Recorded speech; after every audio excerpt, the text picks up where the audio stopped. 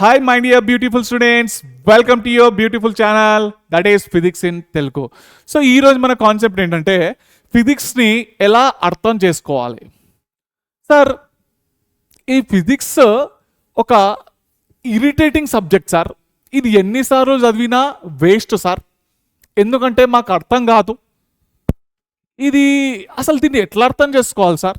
నాకని కాదు సార్, మా ఫ్రెండ్స్కి కూడా అడిగినా నేను, ఫిజిక్స్ అర్థమవుతున్నది అంటే ఏం అర్థమవుతలేదురా, ఏదో వస్తున్నా, నేను కూర్చుంటున్నా, వింటున్నా, సార్ ఎస్ సార్ అని అని అంటున్నా, అంతే. ఏదో నేను ప్రజెన్స్ ఉన్నది కానీ అంటే క్లాస్లో అయితే నేను ఉన్నా కానీ ఆ ఫిజిక్స్ అయితే నాకైతే అర్థం కాదు. ఏదో మార్కులు నాకు వస్తున్నాయి అంటే ఏదో 4 ముక్కలు ఫార్ములాలు డెఫినేషన్ అవి చదువుకొని పోతా, అవే వస్తాయి కాబట్టి అవే చదువుతున్నా కాబట్టి మార్కులు వస్తున్నాయి రా, అంతేగాని ఈ కాన్సెప్ట్ అది అన్నది ఏమీ నాకైతే రాదు అని చెప్పేసి అయితే ఇక మీ ఫ్రెండ్స్ అంటారు. అఫ్కోర్స్ ఈ విషయం మీరు కూడా అంటారు, అంతేనా? రైట్ బెడ. సో దీన్ని ఎట్లా అర్థం చేసుకోవాలి, ఫిజిక్స్ని ఎలా అర్థం చేసుకోవాలి అన్న విషయానికి నేను ఒక క్లారిటీ ఇచ్చి చెప్తాను. ఓకే, సో ఇప్పుడు మీరు ఏం చేయాలంటే, ఫస్ట్ ఈ ఫిజిక్స్ని అర్థం చేసుకోవాలంటే మీరు బుక్కులు చదవడం ఆపేసేయండి. ఫిజిక్స్ బుక్కులు చదవడం ఆపేసేయండి. సో మీరేం చేస్తారంటే 10 రకాల బుక్కులు కొంటారు. ఒక్కొక్క బుక్లో ఒక్కొక్క రకంగా ఉంటుంది, కాన్సెప్ట్ ఒకటే కానీ వే ఆఫ్ ఎక్స్ప్లెనేషన్ వేరే వేరేగా ఉంటుంది. సో ఆ 10 రకాల బుక్కులు కొని 10 బుక్కుల్లో చదివి ఇంట్లో చదువుకొని సో ఉన్నది ఒక బుక్ చదువుతూనే దిమాగ్లో కూర్చోదు. అట్లాంటిది 10 బుక్కులు చదువుతున్నారు మీరు, ఏడుకెళ్ళి దిమాగ్లో కూర్చుంటుంది. ఆ 10 మంది 10 రకాలుగా అంటే మీ బ్రెయిన్ ఏది తీసుకోవాలి? ఇలా ఏమో ఇది ఉన్నది, ఇందులో ఏమో ఇది ఉన్నది, ఈ బుక్లో ఇట్లా ఉన్నది అంటే మీ బ్రెయిన్ కన్ఫ్యూజన్లో పడిపోతుంది అనమాట. ఫస్ట్ ఆఫ్ ఆల్ మీరు 10 బుక్కులు రిఫర్ చేస్తే మీ బ్రెయిన్ అనేది కన్ఫ్యూజన్లో పడిపోతుంది. ఓకే, ఒకే ఒక బుక్ రిఫర్ కండి, ఏదైతే సింపుల్ లాంగ్వేజ్లో ఉన్నదో ఆ బుక్స్ని మాత్రము మీరు ప్రిఫర్ చేయండి. ఈ బుక్స్ సార్ ఏ బుక్ మంచి ఉంటుంది సార్ అని అంటే మీరు మీ టీచర్ని అడగండి. సార్ నేను ఫిజిక్స్ నేర్చుకోవాలనుకుంటున్నాను, ఈ బుక్కులు చదివితే ఫస్ట్ ఆఫ్ ఆల్ 10 బుక్కులు చదివితే అయితే ఫిజిక్స్ అయితే రాదు, గుర్తుపెట్టుకోండి. ఒకే ఒక బుక్ ఫాలో కండి. ఆ బుక్ కూడా ఎప్పుడు ఫాలో కావాలి అంటే స్టార్టింగ్లో కాదు, 10th అయిపోయింది, ఇంకా కాలేజ్ స్టార్ట్ కావడానికి ఒక 20 రోజులు ఉన్నది, ఇప్పటి నుంచి నేను బుక్కులు చదివి నేర్చుకుంటా అంటే అప్పుడు రాదు. ఎందుకంటే ఫిజిక్స్ నేర్చుకోవడానికి కోసం ఖచ్చితంగా టీచర్ హెల్ప్ అయితే కావాలి. అయితే ఈ ఫిజిక్స్లో ఒక టీచర్ మాత్రమే మీకు ఫిజిక్స్ని అర్థమయ్యేలాగా ఎక్స్ప్లెయిన్ చేయగలుగుతున్నాను. Okay, right. సో ఆ టీచర్కి తెలుసు ఎగ్జాక్ట్లీ ఏ పాయింట్స్ ఎక్స్ప్లెయిన్ చేస్తే పిల్లలకు అర్థమవుతుంది, ఆ పాయింట్స్ యొక్క అప్లికేషన్స్ ద్వారా న్యూమరికల్స్ క్రియేట్ అయితే అన్న విషయం ఆ టీచర్కి తెలుసు. ఆ పాయింట్స్ కాన్సెప్ట్ నేర్చుకున్నారు, పాయింట్స్ కూడా క్లియర్ అయిపోయినాయి, అక్కడ ఉన్న న్యూమరికల్ కూడా సాల్వ్ అనేది అయిపోతాయి కాబట్టి. ఓకే, సో ఒక టీచర్కి అయితే పర్ఫెక్ట్గా అయితే ఐడియా ఉంది. ఇన్ కేస్ సార్ ఇంకా నేర్చుకుంటాను సార్ ఈ కాన్సెప్ట్ గురించి ఇంకా డెప్త్గా ఇంకా ఏమైనా పాయింట్స్ ఉన్నాయా అని అంటే అప్పుడు ఏదైతే టీచర్ సజెస్ట్ చేస్తారో టీచర్కి అడగండి బుక్ ఏ బుక్ బాగుంటుందో అన్నది. ఓకే, సో ఆ బుక్ని తీసుకొని మీరు మీకు ఇంట్రెస్ట్ ఉంటే ఫస్ట్ ఆఫ్ ఆల్ ఫిజిక్స్ని అర్థం చేసుకోవాలి అని అంటే ఫస్ట్ టీచర్ని పట్టాలి. ఓకే, వితౌట్ టీచర్ ఫిజిక్స్ అనేది అర్థం కాదు, గుర్తుపెట్టుకోండి. సో టీచర్ ఏదైతే సజెస్ట్ చేస్తారో టీచర్ని ఫాలో కండి మీరు. Okay, so first preference physics అనగానే టీచర్ పట్టాలి, ఆ టీచర్కే తెలుసు. ఓకే, ఆ టీచర్ ఈ బుక్ తీసుకోండి అని అంటే ఆ బుక్కే తీసుకోండి. ఓకే, అయితే మీకు చదవడంలో కూడా ఆ టీచర్ దగ్గర కాన్సెప్ట్ నేర్చుకున్నారు, ఇక్కడ మీరు చదివినారు కాబట్టి అక్కడ మీకు ఒక క్లారిటీ అయితే వచ్చింది. అయితే దీనికంటే ముందు టీచర్ అయితే ఉన్నారు, ఇంకా వేరే రకంగా టీచర్ అయితే హెల్ప్ చేస్తారు. సొంతగా అయితే చదవద్దు అంటున్నారు, అవును. 10 బుక్లు కూడా వద్దంటున్నారు, అవును. టీచర్ ఏదైతే బుక్ సజెస్ట్ చేస్తారో అదే బుక్ తీసుకోండి అంటున్నారు, ఎస్, అవును. ఫస్ట్ ప్రిఫరెన్స్ ఎవరు? టీచర్ చెప్పిన బుక్కే మీరు ఫాలో కావాలి. ఓకే, చలో ఇక్కడైతే క్లియర్ అయిపోయింది. అయితే దీన్ని ఇంకా ఎంతలా మంచిగా అర్థం చేసుకోవాలి అని అంటే మీరు ఈ ఫిజిక్స్ ఏంటంటే చుట్టుపక్కన ఉన్న వాతావరణాన్నే మనం ఫిజిక్స్ అని అంటాం నాన్న. సింపుల్గా చెప్పాలంటే మీ ముందట ఏదైతే మీ కళ్ళతో చూస్తున్నారో అది మొత్తం ఫిజిక్సే, గుర్తుపెట్టుకోండి.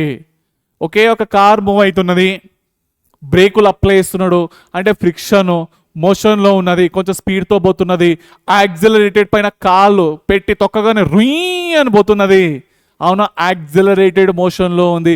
బ్రేకులు అప్లై చేయగానే ఏమైతున్నది, రిటార్డేషన్లోకి పోయింది. అంటే ఇవి డైలీ లైఫ్లో జరుగుతున్న మీ కళ్ళ ముందట డైలీ జరిగేదాన్నే ఫిజిక్స్ రూపంలో మార్చి మీరు నేర్చుకోవాలన్నమాట. అప్పుడే మీకు ఈ ఫిజిక్స్ అనేది ఈజీగా అర్థమవుతుంది. ఓకే, బావిలో నుంచి వెళ్ళి నీళ్లు తీసుకోవడము, ఓకే, బకెట్ అయితే కింద ఉంది, దానికైతే తాడి అయితే కట్టినాము, పుల్లి అయితే ఉంది, అక్కడ పుల్లి ఎందుకు పెట్టినాము, అక్కడ ఫ్రిక్షన్ తక్కువ ఉంటుంది, ఈజీగా దాన్ని మనము పైకి లిఫ్ట్ చేయొచ్చు. ఓకే, సో ఇట్లా డైలీ అప్లికేషన్స్ నాన్న ఇక. ఓకే, బ్లాక్స్ ఉంటాయి, పుల్లి ఉంది, బ్లాక్స్ ఉన్నాయి, ఇదేమో పైకి పోతుంది, ఇదేమో కిందికి వస్తున్నది, లిఫ్ట్లో మీరు నిలబడ్డారు, లిఫ్ట్ పైకి పోతుంది. డైలీ లైఫ్ నాన్న, ఈ ఫిజిక్స్ అంటేనే డైలీ లైఫ్. అవును, లిఫ్ట్లో ఉన్నాం సార్, లిఫ్ట్ అయితే పైకి పోతుంది, పైకి పోతున్నది అంటే ఎట్లా పోతుంది, యాక్సిలరేటెడ్ తోటి పోతున్నది. అవునా, యాక్సిలరేటెడ్తో పోతే ఏమవుతున్నాయి చేంజెస్, అవునా, అంటే చిన్న చిన్న కాన్సెప్ట్లు అయితే తెలుసుకోవాలి. స్పీడ్ ఏంటి, వెలాసిటీ ఏంటి, యాక్సిలరేషన్ ఏంటి, ఈక్వేషన్ ఆఫ్ మోషన్స్ ఏంటి, చిన్న చిన్న పాయింట్లు టీచర్ అయితే హెల్ప్ చేస్తారు. సో ఆ చిన్న చిన్న పాయింట్లు ఎక్స్ప్లెయిన్ చేయడంతో ఆ కాన్సెప్ట్ అనేది క్లియర్ అయిపోతుంది. కాబట్టి చిన్న చిన్న పాయింట్లే, speed, velocity, acceleration, force, momentum. Okay, so ఇవి వచ్చినాయి అనుకోండి, ఇవి ఆల్రెడీ చిన్నప్పుడు చదివే ఉంటారు. అవునా, అక్కడ మీరు బయాస్ చేసిండ్రు అనుకోండి, ఇక్కడ అది నేర్చుకోవాలి, రియల్గా ఫీల్ కావాలి. సార్ ఒక గోడను నేను నూకుతున్నా, నేను నూకితే గోడ మూవ్ అయితే లేదు, నేనే వెనక్కి పోతున్నా అంటే అక్కడ ఏం జరుగుతున్నది, ఇన్ కేస్ స్కేటింగ్ కనుక వేసుకుంటే నేను గోడకు ఫోర్స్ అప్లై చేస్తే నేను వెనక్కి పోతున్నా సార్, కానీ నేను ఇటు అప్లై చేసినా కదా సార్, నేను ఎందుకు వెనకకి పోతున్నా అంటే అక్కడ ఉన్న ఫోర్సెస్ యొక్క కాంపోనెంట్స్ ఎట్లా పనిచేస్తున్నాయి. ఓకే, సో చుట్టుపక్కల ఉన్న వాతావరణం రియల్గా చెప్పాలంటే మీ చుట్టుపక్కల ఉన్న వాతావరణాన్ని మీరు కేర్ఫుల్గా అబ్జర్వ్ చేస్తే ఆ ఫిజిక్స్ అనేది మీరు ఇమాజినేషన్లోకి పోయి ఈజీగా అర్థమవుతుంది అనమాట. ఓకే, సో ఏం లేదు, ఇప్పుడు టీచర్ కార్ పోతున్నదంటే మీ ఇమాజినేషన్లోకి వచ్చేసేయాలి. సార్ టీచర్ ముందర సార్ పోతున్నా సార్, అబ్బా ఇప్పుడే పోయింది సార్, అట్లా ఇమాజినేషన్లోకి వెళ్ళిపోండి. ఓకే, మీరు ఇమాజినేషన్లోకి కనుక వెళ్ళకుంటే ఫిజిక్స్ అనేది ఇక మీకు చాలా కష్టం నాన్న. కార్ పోతుందా అంటే పోతున్నదా సార్, పోనీ సార్ అన్నారు అనుకోండి, ఆ ఫిజిక్స్ రాదు. ఇక మీరు ఆ ఆలోచనతో ఉన్నంత వరకు మీకు రాదు. ఫిజిక్స్ అంటే ఒక ఇమాజినేషన్, ఆ ఇమాజినేషన్ని మీరే సృష్టించుకోవాలి. ఓకే, రైట్, ఆ సృష్టించుకోవడంలో ఏ విధంగా అంటే ఏం హెల్ప్ఫుల్ అవుతారంటే మీరు రెగ్యులర్గా పొద్దున్న నుంచి వెళ్ళి నైట్ వరకు ఏదైతే చేసిండ్రో, ఓకే, మీ కళ్ళ ముందర ఏదైతే జరిగిందో ఆ ఇమాజినేషన్నే మీరు మీ బ్రెయిన్లో ఊహించుకోవాలి. ఓకే, రైట్, సో అది ఊహ అనేది ఉంటేనే మీకు ఫిజిక్స్ అనేది ఈజీగా అర్థమవుతుంది. సో ఆ ఊహాలోకంలోకి తెప్పించే ఎవరు అనంటే ఒక ఫిజిక్స్ టీచరేనా. మీ బుక్ మీరు చదివితే ఆ ఊహా లోకంలోకి అయితే మీరైతే వెళ్ళలేరు కాబట్టి అది చాలా కష్టంగా ఉంటుంది. కాబట్టి సో టీచర్ అయితే హెల్ప్ అయితే తీసుకోండి. ఆ టీచర్ గైడెన్స్ ఏ విధంగా అయితే ఇస్తారో సో అది కూడా మీకు 100% హెల్ప్ఫుల్ అవుతుంది. ఓకే, సో ఇక్కడ ఫిజిక్స్లీ ఏదైనా కానీ న్యూమరికల్ సాల్వ్ చేయాలంటే బేసిక్ మ్యాథమెటిక్స్ అవసరము.